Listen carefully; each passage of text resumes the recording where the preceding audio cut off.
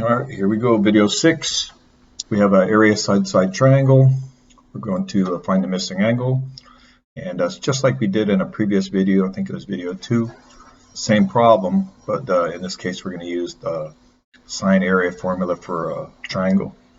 And I guess I'll do like I did on all the rest, give you a screenshot of that. In case you're just jumping in and you're looking for this is not going to be part of the series, but anyways, you can jump to whatever video you like if that suits your fancy. So let's see, 6. Let's jump down to how to solve this. So we're going to use this formula. I think what I did here, yeah, it's a one-shot deal. This is why this formula is so useful. It just cuts your time down, and less work to do means you're going to be more accurate. So the sine formula, sine area for a triangle formula is 1/2 BC times the sine of A, which we derived in video 4, I think. And you just got to, what's the unknown here? We have 1/2 times 20 times 36. What we're missing is sine A, so we can move 1/2 to the other side. We get a 180 times 2. 20 times 36 goes to the bottom. Make sure you put it in parentheses. And then do the math. So we get sine of A is equal to 0.5. And then you can look it up or put it in the calculator. So if we put this one right in here, in this program,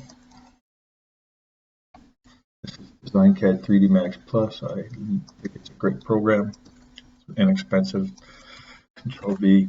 So you can hit that and it just gets 0.5. So you can also do A sine or A sine, put in parentheses, Control V, close parentheses, just like that in this program, and you can get the answer 30 degrees.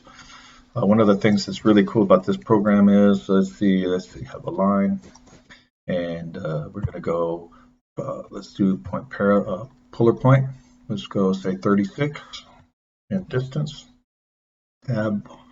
You can type in A sine, open, Control V, close. That's the formula we just did, and then it'll actually do the angle for you, much nicer than AutoCAD, where you get apostrophe, calc, solve, go back, copy, and then paste it in. It's just I figured a way to do it in AutoCAD that's even close to proficient. But anyway, so you end up with an exact dimension that way. Pretty nice feature in this program. So let's go to, there you go, and then that's the formula. And pretty much that's it for this one. I put in again. So let's do exactly that. I'm going to copy and paste that. We're going to go to Excel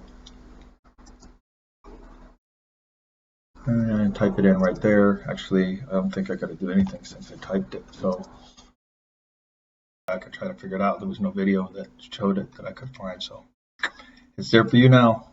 So let's go to, that's it for this.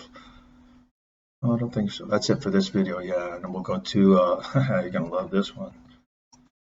This is just a skill builder. I mean, this is bare. I don't think I'll ever run into this problem, but if you did, you would know how to solve it. And it seems pretty easy. Just find the height, and then you have the height, and then you have, finding this offset. There's a lot to it. And I'm going to go through that on the next video, so stay with me.